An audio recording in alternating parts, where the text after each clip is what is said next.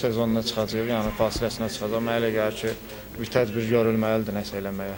Bir də son 2 oyununu süni meydançada oynamışdınız. Bu gün ot örtüyündə oynadınız. Yəni bu amil necə təsir elədi oyuna? Ot biraz ağır, doğrudan da biraz ağır idi meydança. Çünki təzə qurulmuşdu. Torpağı da ağır idi. Adamın ayağının altından qaçırdı, qaçdıqsa.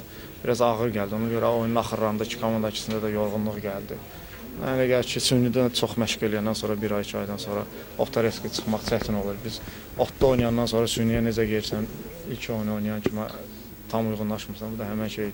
Bir də peşəkar futbolçu kimi yəni münasibət bildirərdin. Elnur Cəfərovun 90 plusda oyuna daxil olması. Ümumiyyətlə 90 plusda geridə olan bir komandanın baş məşqçisi əvəzləmə edirsə bu nə dərəcədə olur? Onu nə bilim, onu mənə elə gəlir ki, məşqçiyə sağ versiniz, daha yaxşı olar o.